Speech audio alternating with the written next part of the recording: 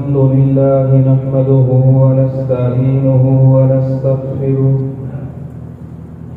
ونؤمن به ونتوكل عليه ونعوذ بالله من شرور أنفسنا ومن سيئات أعمالنا من يهده الله فلا مضل له ومن يضلل فلا هادي له أشهد أن لا إله إلا الله وحده لا شريك له وأشهد أن محمدا عبده ورسوله نسأل الله ربنا أن يجعلنا ممن يطيعه ويطيع رسوله ويجتنب سخطه ويتبع رضوانه فإنما نحن به ولا اللهم صل على محمد وعلى آل محمد كما صليت على إبراهيم وعلى آل إبراهيم إنك حميد مجيد اللهم بارك على محمد وعلى آل محمد كما باركت على إبراهيم وعلى آل إبراهيم إنك حميد مجيد أما بعد فيا أيها الناس فإن أحسن الكلام كلام الله وخير الهدي هدي محمد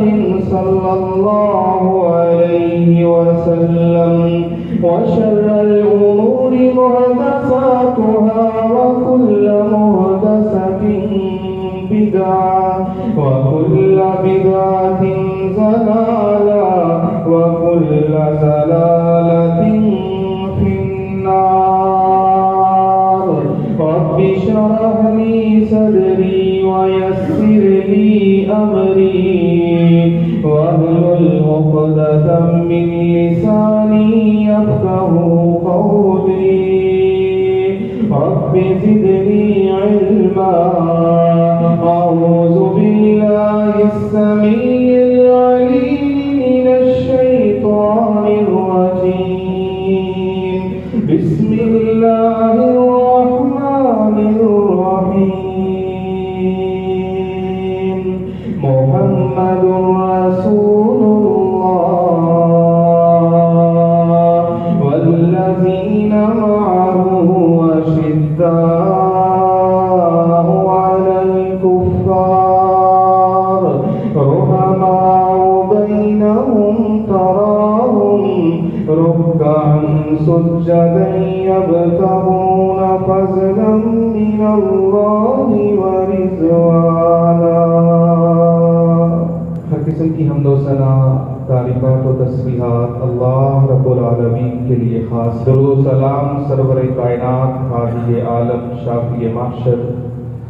इमामुना फिल दुनिया व इमामुना फिल आखिरा व इमामुना फिल जन्ना सय्यदुना मुहम्मदुर रसूलुल्लाह सल्लल्लाहु अलैहि व आलिहि वसल्लम की ज़ात गिरामी पर ये सूरतुल फतह पारा नंबर 26 जिसकी आखिरी आयत मुबारक का इब्तिदाई हिस्सा आप तमाम सामईन व सामियात ने खुतबा मसनूना के बाद समाअत किया है। आज के खुतबा जुमअतुल मुबारक के अंदर इस आयत मुबारक की रोशनी में کتاب و سنت کے حوالہ سے چند گزارشات آپ کے گوش گزار کی جائیں گی۔ اللہ رب العالمین کی بارگاہ میں دعا ہے کہ اللہ تعالیٰ بیان کرنے والے کو خطبہ جمعہ سننے کے لیے، نماز جمعہ ادا کرنے کے لیے تشریف لانے والے بزرگ، نوجوان، بچے اور پردہ نشین اسلامی روحانی ماؤں اور بہنوں کو اللہ تعالیٰ کتاب و سنت کی خالص دعوت پر عمل کرنے کی توفیق عطا فرمائے۔ اسلامی مہینوں میں آخری مہینہ ذوالحج کا آج جس کی غالباً آخری تاریخ ہے، کل یا پرسوں سے نیا اسلامی سال 1444 انشاءاللہ شروع ہو جائے گا۔ ذوالحج سے پہلا جو مہینہ ہے ذیقعدہ، اور یہ حج والا مہینہ، اور اس کے بعد جو مہینہ آ رہا ہے محرم کا، ان تینوں مہینوں کو، اور چوتھا ایک مہینہ ہے رجب، ان چاروں مہینوں کو اللہ تعالیٰ نے حرمت والا بنایا ہے، اور ان مہینوں کی حرمت کا خیال اسلام سے پہلے دور جاہلیت کے اندر جو مشرک اور کافر تھے وہ بھی کرتے تھے۔ ان مہینوں کا چاند طلوع ہو جانے کے بعد آپس کی لڑائی، جھگڑے، فسادات، جنگ و جدال، یہ سارا کچھ لوٹ مار بند ہو جاتا تھا۔ اگلے مہینے میں پچھلے خطبہ جمعۃ المبارک کے اندر خلیفہ سوم، داماد رسول، جامع القرآن، ذو النورین، حضرت عثمان رضی اللہ تعالی عنہ کی زندگی کے مناقب اور ان کی شہادت کو آپ کی خدمت میں پیش کیا گیا۔ تو آئیے آج کے خطبہ جمعۃ المبارک کے اندر حضرت عمر فاروق رضی اللہ تعالی عنہ کی زندگی کا تذکرہ آپ کی خدمت میں پیش کرنے جا رہے ہیں کہ یکم محرم کو حضرت عمر فاروق رضی اللہ تعالی عنہ مسجد نبوی کے اندر ممبر رسول کے ساتھ نماز فجر کی امامت کرواتے ہوئے مسجد نبوی کے مصلی امامت پہ جن کو شہید کر دیا گیا، حضرت عمر رضی اللہ تعالی عنہ کا تعلق مکہ کے ایک کھاتے پیتے گھرانے کے ساتھ تھا۔ عمر بن خطاب بن نفیل بن عبد العزى بن ریاح، اور آپ کا نسب نبی کریم صلی اللہ علیہ وسلم تک پہنچ جاتا ہے۔ مکہ کے اندر جتنے قبائل تھے، جتنے سردار تھے کھاتے پیتے گھروں کے، جو تجارت، لین دین، لکھنا پڑھنا جانتے تھے، ان کے اندر ایک گھرانہ حضرت عمر فاروق رضی اللہ تعالیٰ عنہ کا تھا۔ اور یہ اس وقت کی بات ہے جب اسلام کا پودا بڑا کمزور ہے۔ نبی کریم صلی اللہ علیہ وسلم نے مکہ کے اندر دعوت توحید کا اعلان کیا۔ حضرت ابو بکر، حضرت عثمان اور دیگر صحابہ اکرام دار ارقم کے اندر چھپ چھپا کے اللہ کی عبادت کرتے ہیں۔ حضرت عمر فاروق رضی اللہ تعالی عنہ کی عمر 27 سالوں کو جب پہنچتی ہے، حضرات ذرا توجہ رکھیے گا، میں تھوڑے سے ٹائم میں بہت ساری چیزیں اور باتیں آپ کی خدمت میں پیش کر جاؤں گا تاکہ آنے والے محرم الحرام کے مہینے کے اندر صحابہ کرام کے ساتھ جو سلوک کیا جاتا ہے آپ لوگ اس بات سے اچھی طرح آگاہ ہو جائیں، آپ کو پتہ چل جائے کہ خلفائے راشدین، عشرہ مبشرہ، بدر اور احد والے اور نبی کے ساتھ رہنے والوں کا مقام کیا تھا۔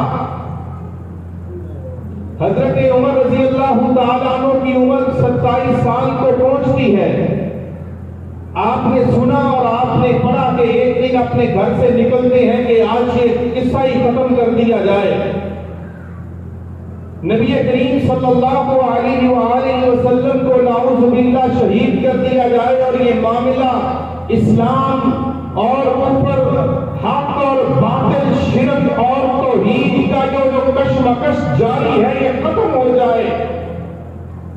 اور یاد رکھیے گا یہ میرا یہ جملہ، اللہ تعالیٰ اپنی زمین کے اندر کسی کی مداخلت کو برداشت نہیں کرتا.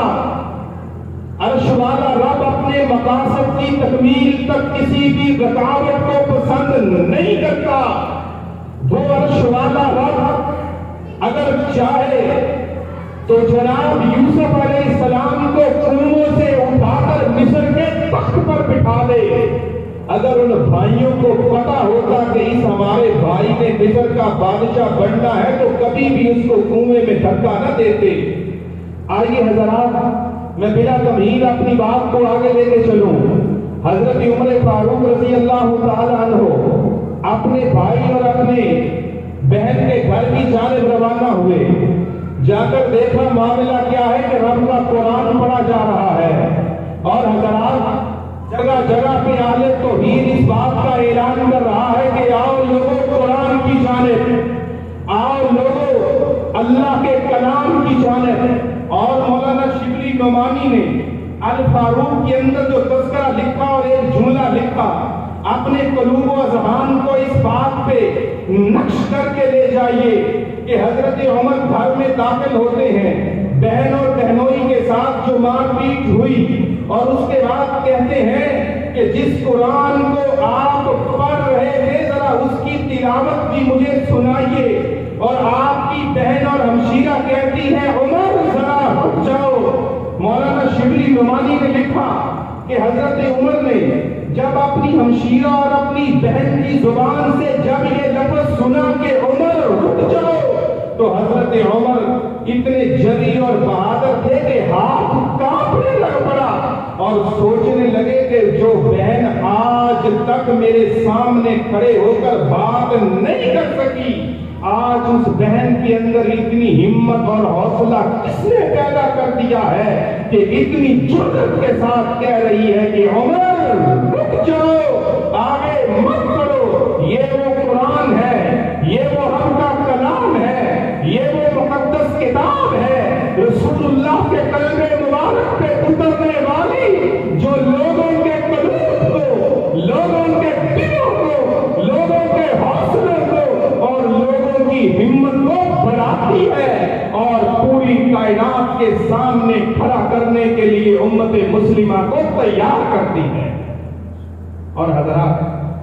خوش قسمتی کہوں یا بد قسمتی کہوں، میرا تعلق تو اس سرزمین کے ساتھ ہے کہ جس ملک کے وزیروں کو سورہ اخلاص بھی پڑھنی نہیں آتی. کسی وزیر نے آج سے پہلے سورہ اخلاص بھی غلط پڑھ دی. کسی اینکر نے پوچھا جناب بولو اللہ بھی نہیں پڑھی، کہنے لگا میرے لکھ کے ہی میں دتی گئی تھی. اور ہم ان اسلاف کو ماننے والے ہیں اور ہماری تاریخ تو ان لوگوں کے ساتھ وابستہ ہے کہ جن کی جانیں مسلح عمارت پہ جا رہی ہے. اور حضرت عمر رضی اللہ تعالیٰ عنہ اکثر فجر کی نماز کے اندر سورہ یوسف یا سورہ نحل کی تلاوت کیا کرتے تھے. اور جس دن شہید ہوئے ہیں اسی دن بھی صحابہ اکرام کہہ رہے ہیں کہ انہی سورتوں کی تلاوت کر رہے تھے. جب مسلمانوں کے ائمہ، جب مسلمانوں کے امراء، جب مسلمانوں کے صاحب اقتدار لوگ رب کے قرآن کو پڑھنے والے تھے، اس وقت روم اور فارس کی بڑی بڑی سلطنتوں والے اپنے ایوانوں میں بیٹھے کانپا کرتے تھے. نبی کریم صلی اللہ علیہ وسلم کی خدمت میں حضرت عمر رضی اللہ تعالیٰ عنہ کو لایا گیا. دور سے نبی کریم صلی اللہ علیہ وسلم کے صحابہ نے بتایا کہ عمر آ رہے ہیں اور عمر کی بہادری، عمر کی طاقت اور حوصلے کا اندازہ تو عرب والوں کو اور مکے والوں کو پہلے ہی پتا تھا. لیکن نبی کریم صلی اللہ علیہ وسلم کی دعائیں جو رب کی بارگاہ کے اندر ہوا کرتی تھیں اور یہ نبوت والے ہاتھ جب اللہ کی بارگاہ میں اٹھے، عرش والے رب نے مسلمانوں کے قبلہ کو تبدیل کر دیا تھا، اور جب یہ رحمت والے اور نبوت والے ہاتھ محمد رسول اللہ صلی اللہ علیہ وسلم کے اللہ کی بارگاہ کے اندر اٹھتے تھے، عرش والا رب حضرت ابو ہریرہ کی بارگاہ کو ہدایت دے دیا کرتا تھا، اور جب یہ رحمت والے ہاتھ اللہ کی بارگاہ میں اٹھتے تھے، عرش والا رب بدر کے میدان کے اندر آسمان سے فرشتوں کو نازل کر دیا کرتا تھا۔ جب یہ اللہ کے پیغمبر کے معزز اور مکرم پیغمبر کے ہاتھ اللہ کی بارگاہ کے اندر اٹھتے تھے، اللہ تعالیٰ بڑے بڑے لشکروں کو نیستو نابود کر دیا کرتا تھا۔ رحمت کائنات صلی اللہ علیہ وسلم کو مسلمانوں کی طاقت کا اندازہ تھا، مسلمانوں کے حالات کا اندازہ تھا کہ آج میرے پیغمبر کے صحابہ کے ساتھ کیا سلوک کیا جا رہا ہے۔ کوئی عرب کی منڈیوں میں کسی کو بیچا جا رہا ہے، اور کسی کو عرب اور حجاز اور مکہ کے گرم پہاڑوں کے اوپر لٹا کر ان کی جناب سینوں اور چھاتیوں کے اوپر پتھروں کو رکھا جا رہا ہے، گلیوں کے اندر جناب رسیاں ڈال کے گھسیٹا جا رہا ہے۔ میرے پیغمبر کے صحابہ تکالیف کو برداشت کرتے رہے، اذیتوں کو برداشت کرتے رہے، مشکلات کو برداشت کرتے رہے، لیکن دامن مصطفیٰ چھوڑنا گوارا نہ کیا، محبت رسول کو چھوڑنا گوارا نہ کیا۔ پتا تھا اس بات کا کہ اگر یہ دنیا کے اندر تکلیفیں برداشت کر جائیں گے، ادھر موت آئے گی، عرش والا رب قبر کو جنت کا باغیچہ بنا دے گا۔ اور حضرات، جن لوگوں کی منزلیں آخرت ہوتی ہیں اور جو لوگ جنت کے راہی ہوتے ہیں، وہ دنیا کی تکلیفوں کو تکلیفیں سمجھتے بھی نہیں ہیں، اور جن لوگوں نے دل اپنی دنیا کے اندر لگایا ہوتا ہے، وہ تھوڑی سی تکلیف پہ بھی پریشان ہو جاتے ہیں۔ نبی کریم صلی اللہ علیہ وآلہ وسلم کی خدمت میں حضرت عمر فاروق رضی اللہ تعالی عنہ کو لایا گیا، اور یہ وہ پہلا ہی تو دن تھا کہ جب حضرت عمر فاروق 40ویں نمبر پر مسلمان ہوئے ہیں۔ آپ کے اسلام لانے سے پہلے 39 صحابہ کرام اسلام لا چکے تھے۔ 27 سال کے عمر بن خطاب رضی اللہ تعالیٰ عنہ دائرہ اسلام میں داخل ہوئے، اور نگاہوں کو جھکا کر ادب اور احترام سے نبی کریم کی خدمت میں عرض کرتے ہیں، آقا کہ آج تو مکہ کی سرزمین پہ عمر بن خطاب اسلام لا چکے ہیں، اب چھپ کے عبادت نہیں کی جائے گی، ڈرنے اور گھبرانے کی ضرورت نہیں ہے، ذرا اٹھیے ان تاریخ کوٹھریوں سے اور آئیے میرے ساتھ بیت اللہ میں جاتے ہیں۔ آپ بیت اللہ میں جا کر اللہ کی بارگاہ کے اندر نماز ادا کریں گے، اور عمر تلوار پکڑ کے بیت اللہ کے دروازے پہ کھڑا ہو جائے گا، اور میں دیکھتا ہوں اب کون ہے جو محمد رسول اللہ کی جانب انگلی اٹھاتا ہے اور آپ کی جانب تیز نگاہوں سے دیکھتا ہے۔ اسی لیے تو اللہ کے رسول دعا کیا کرتے تھے، اللہم اعز الاسلام باحب الرجلین الیک، اللہ اپنے دو پیارے بندوں میں سے ایک بندے کو ہدایت دے دے۔ عرش والے رب نے اسلام کو مضبوط کیا۔ حضرت عمر فاروق رضی اللہ تعالی عنہ کو اسلام کی دولت سے سرفراز کرنے کے بعد یہ فاروق کا معنی آپ سمجھتے ہیں، فرق کرنے والے۔ کس بات میں فرق کرنے والے؟ اسلام اور باطل کے درمیان فرق کرنے والے۔ کس بات میں فرق کرنے والے؟ توحید اور شرک کے اندر فرق کرنے والے۔ کس بات میں فرق کرنے والے؟ کتاب اللہ اور ادیان باطلہ کے اندر فرق کرنے والے۔ فرق کرنے والے کس بات کے اندر؟ محمد رسول اللہ صلی اللہ علیہ وسلم کی ذات مبارکہ کو پوری کائنات میں نمایاں طور پر پیش کرنے والے حضرت عمر فاروق رضی اللہ تعالی عنہ اسلام لائے۔ اللہ نے اسلام کے پودے کو تقویت دی۔ نبی کریم صلی اللہ علیہ وسلم کی حدیث مبارکہ سنیے، اللہ کے پیارے رسول صلی اللہ علیہ وسلم فرماتے ہیں کہ پہلی امتوں میں سے کچھ افراد ایسے تھے کہ جن لوگوں کو محدث کہا جاتا تھا، جن کو الہام ہوتا تھا اللہ کی طرف سے، اگر میری امت میں سے اگر کوئی ایسا بندہ ہے کہ جس کو الہام ہوتا ہے، جس کو اللہ کی جانب سے باتیں جس کے قلب اور جس کے ذہن کے اندر ڈالی جاتی ہیں، وہ عمر بن خطاب رضی اللہ تعالی عنہ ہیں۔ اور آئیے ذرا نبی کریم صلی اللہ علیہ وسلم نے اس حدیث مبارکہ کو بیان کیا۔ حضرت عمر فاروق رضی اللہ تعالی عنہ اس حدیث کا مصداق بنتے گئے، اور مدینہ منورہ کے اندر حضرت عمر رضی اللہ تعالی عنہ کہتے ہیں وافقت ربی فی ثلاث، میں نے اپنے رب کے ساتھ موافقت کی ہے 3 چیزوں کے اندر۔ ایک دن دربار رسالت کے اندر موجود ہیں اور حضرت عمر رضی اللہ تعالیٰ عنہ کہتے ہیں آقا میرا دل کرتا ہے کہ مقام ابراہیم کو جائے نماز بنا لیا جائے۔ حضرت عمر فاروق رضی اللہ تعالیٰ عنہ کی زبان سے یہ لفظ نکلا، آسمان سے جبرائیل رب کا قرآن لے کے نازل ہوتے ہیں، قلب رسول پہ سورہ بقرہ کی آیت کے اس ٹکڑے کو نازل کیا گیا، وَاتَّخِذُوا مِن مَّقَامِ إِبْرَاهِيمَ مُصَلًّى۔ ایک دن حضرت عمر رضی اللہ تعالی عنہ نبی کریم صلی اللہ علیہ وسلم کی خدمت میں حاضر ہوئے اور آپ کے پاس ازواج مطہرات بیٹھی ہوئی ہیں، کسی کی آواز اونچی کسی کی آواز نیچی ہو رہی ہے۔ حضرت عمر کہتے ہیں آقا میری یہ تمنا ہے کہ ازواج مطہرات جب بازار میں جائیں تو پردہ کر کے جائیں، ازواج مطہرات کے مقدس چہروں پہ کسی غیر مرد کی نظر نہیں پڑنی چاہیے۔ حضرت عمر نے یہ بات کی، آسمان سے رب نے قرآن نازل کر دیا کہ قرآن نازل کیا کہ جب بھی مسلمان عورتیں یدنین علیہن من جلابیبہن یا ایھا النبی قل لازواجک وبناتک ونساء المؤمنین یدنین علیہن من جلابیبہن، کہ مسلمانوں کی عورتیں ازواج مطہرات ہو، مسلمانوں کی بیٹیاں نبی کی صاحبزادیاں جب بھی بازار میں جائیں اور اپنے چہروں کو ڈھانپ کے نکلے۔ حضرت عمر رضی اللہ تعالیٰ عنہ ایک دن سوچنے لگے کہ مسلمانوں کے لیے نماز کے جمع کرنے کے لیے کوئی مخصوص انداز ہونا چاہیے۔ کسی نے کہا ناقوس بجایا جائے، کسی نے کہا آگ جلائی جائے۔ عبداللہ بن زید رضی اللہ تعالیٰ عنہ کو اذان کا پورا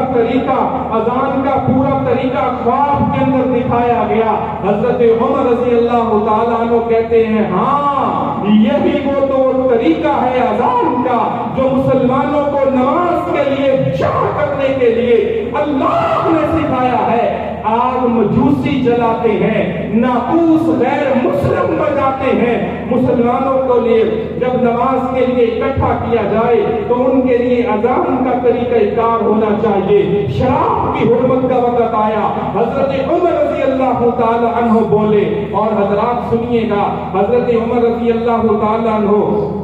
غزوہ بدر کے اندر نبی کریم صلی اللہ علیہ وسلم کے ساتھ ہیں، غزوہ خندق کے اندر نبی کریم صلی اللہ علیہ وسلم کے ساتھ ہیں، غزوہ احد کے اندر نبی کے ساتھ ہیں، خیبر کے اندر نبی کے ساتھ ہیں، حدیبیہ کے اندر نبی کے ساتھ ہیں، تبوک کے اندر نبی کے ساتھ ہیں، حنین کے اندر نبی کے ساتھ ہیں، فتح مکہ کے وقت نبی کے ساتھ ہیں، نبی کے قدم سے قدم ملاتے گئے۔ اور صحیح بخاری کی حدیث مبارکہ میرے ذہن میں آئی کہ ایک دن ایک چرواہے نے آ کر نبی کریم صلی اللہ علیہ وسلم کی خدمت کے اندر ایک عجیب بات کی کہ آقا آج میں اپنی بکریاں چلا رہا تھا اور میری بکریاں چلاتے چلاتے ایک بھیڑیا میری بکری کو لے کر بھاگنے لگا۔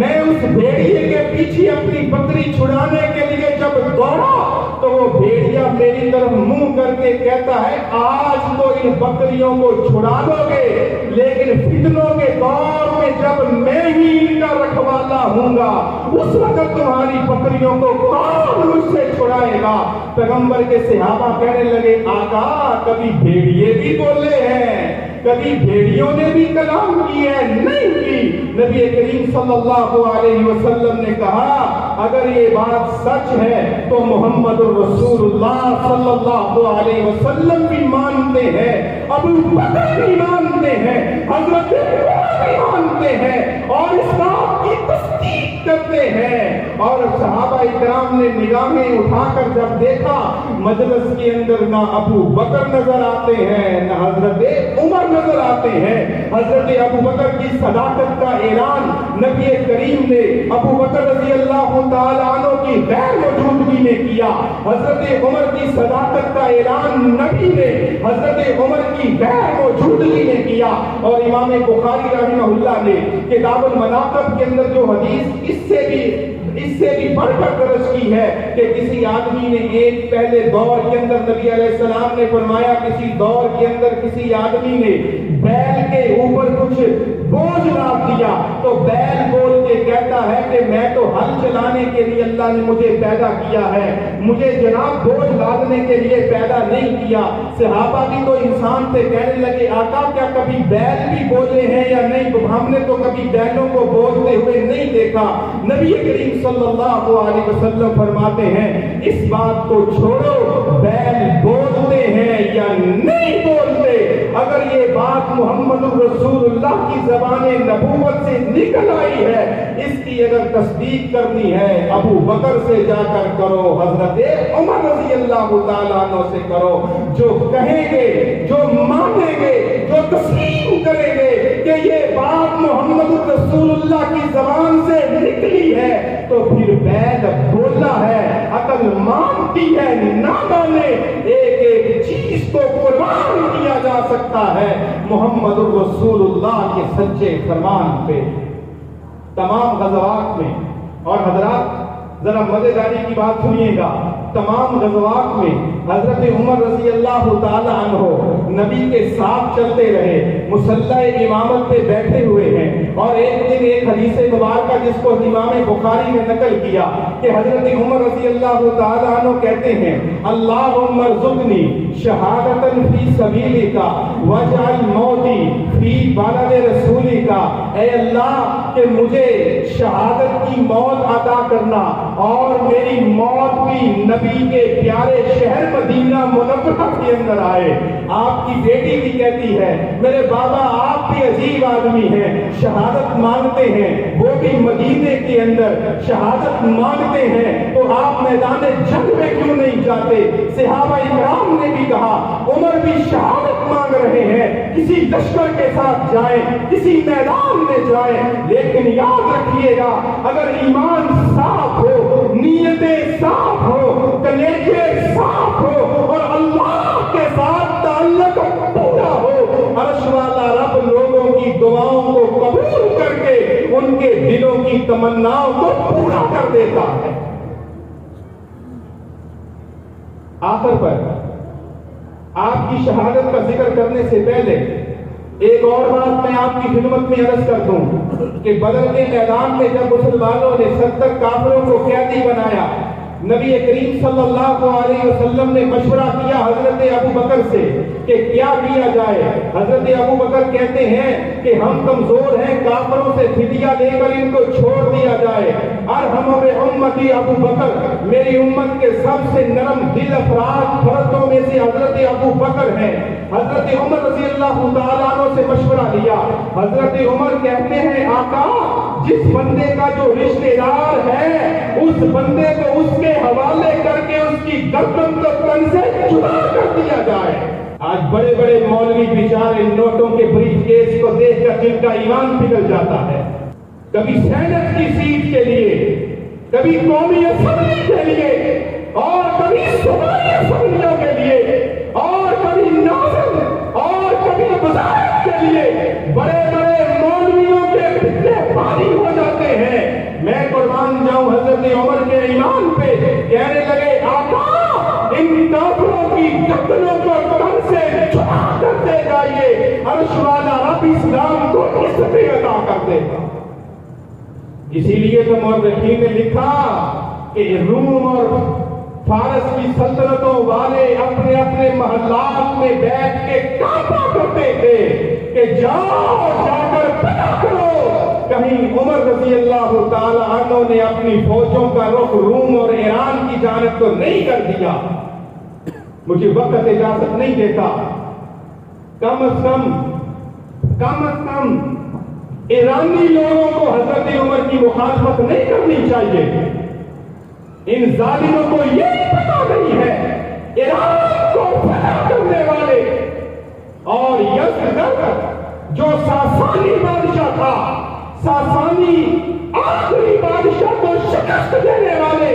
हजरत उमर फारूक रज़ियल्लाहु ताला अन्हु है। और इसकी बेटी शहजादी जिसका नाम शहरबानो था, इसको कैद करके जब हजरत उमर के पास लाया जाता है तो हजरत उमर कहते हैं ये बादशाह की बेटी शहजादी है और हमारे पास मोहम्मद रसूलुल्लाह के शहजादे हुसैन मौजूद हैं। और मैं अमीरुल मोमिनीन उमर अपने मुसलमानों के जन्नत के नौजवानों के सरदार और नबी करीम के नवासे और आपके शहजादे हजरत अली के साहबजादे और हजरत फातिमतुज़ ज़हरा के नूरे नज़र हजरत हुसैन के साथ शहरबानों का निकाह हजरत उमर फारूक रज़ियल्लाहु ताला अन्हु ने पढ़ाया।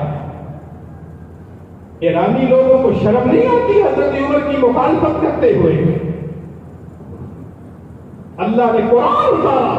मा काना नबिय्यिन अन यकून लहू अस्रा।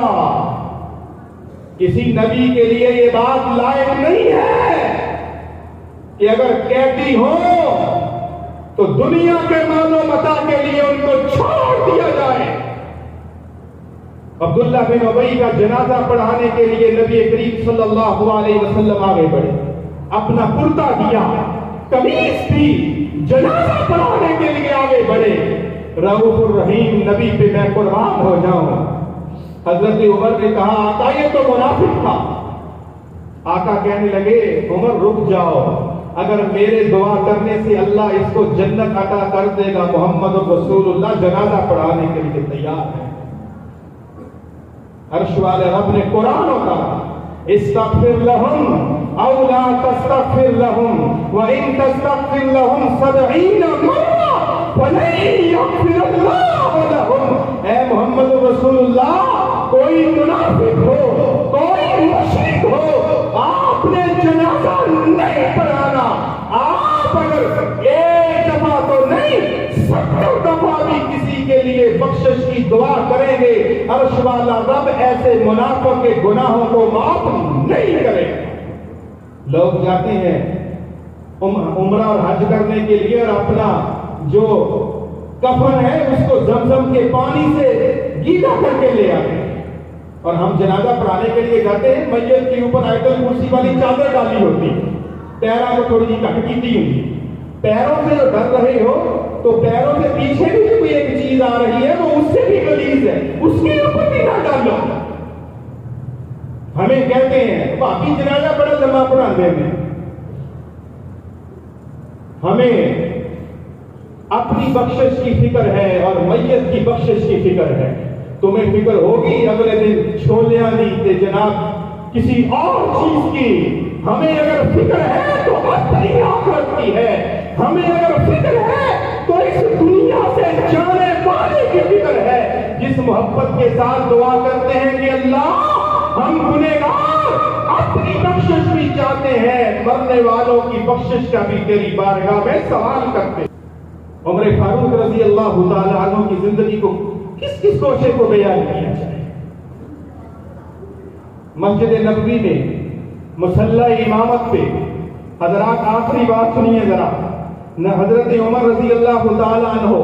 नमाज फजर की इमामत करवा रहे हैं। नमाज फजर की पहली रकअत अभी शुरू होती है।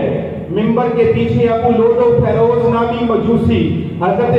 मुगीरा का गुलाम है। ये आदमी खंजर लेकर छुपा बैठा है। हजरत उमर रजी अल्लाह ताला अन्हु ने अपने हाथ नमाज के अंदर सीने पे बांधे हुए हैं। हजरात ये दलील जरा सुनिएगा कि खंजर के वार करने वाले तारीख के अंदर अगर जाकर उर्दू जबान में किताबें मौजूद हैं, जाकर पढ़िएगा कि वार किया है पेट के अंदर। अगर हजरत उमर के हाथ नमाज के अंदर नाक पे होते तो पेट पर खंजर का वार न होता। हजरत उमर रजी अल्लाह ताला अन्हु ने नमाज फजर की इमामत के दौरान اپنے ہاتھ سینے پر باندھے ہوئے ہیں، اس نے وار کیا کیسا ظالم نے وار کیا ہے کہ پیچھے صحابہ اکرام کی صفیں ہیں، حضرت عبد الرحمن بن عوف بھی موجود ہیں، 13 صحابہ اکرام زخمی ہو گئے، ان زخموں کی تاب نہ لاتے ہوئے 7 صحابہ اکرام نے جام شہادت نوش کر لیا ہے، 7 صحابہ اکرام اپنی جان دے چکے ہیں، مسجد نبوی کی پہلی صف پہ، مسجد نبوی کے مصلی امامت پہ حضرت عمر فاروق کتنے زخم کھا چکے ہیں، لیکن زخموں کے اندر ڈوبے ہوئے عمر فاروق کو اگر آج بھی فکر ہے تو نماز کی فکر ہے۔ عبد الرحمن بن عوف کا ہاتھ پکڑ کے مصلی امامت پہ کھڑا کیا ہے، پیچھے صحابہ اکرام کو نہیں پتا چلا کہ کیا ہوا ہے، نماز کے اندر صحابہ اکرام کو نہیں پتا چلا کہ کیا معاملہ پیش آ گیا ہے، زخم اتنے گہرے لگے، دودھ پلایا گیا، پیٹ کے زخموں سے باہر آ گیا، شہد پلایا گیا، پیٹ کے زخموں سے باہر آ گیا، 22 لاکھ مربع میل پر حکومت کرنے والے مسلمانوں کے خلیفۃ المسلمین امیر المومنین کا لقب پانے والے عمر فاروق رضی اللہ تعالیٰ عنہ 86,000 درہموں کا مقروض ہے، 86,000 درہموں کا قرض دینا ہے،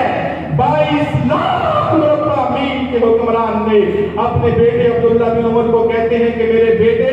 میرا قرض کی ادائیگی کا بندوبست کرنا اور جاؤ ام المومنین عائشہ صدیقہ سے جا کر گزارش کرو کہ حضرت عمر رضی اللہ تعالیٰ عنہ چاہتے ہیں کہ آج حضرت ابو بکر سرور کائنات محمد رسول اللہ کی قبر مبارک کے ساتھ مجھے بھی جگہ مل جائے۔ حضرت عائشہ کے پاس جا کر عبداللہ بن عمر رضی اللہ تعالیٰ عنہ نے جا کر گزارش کی، حضرت عائشہ فرماتی ہے کہ جا کر امیر المومنین کو کہہ دیجئے گا کہ یہ جگہ تو میں نے اپنے لیے رکھی تھی، لیکن میں آپ کو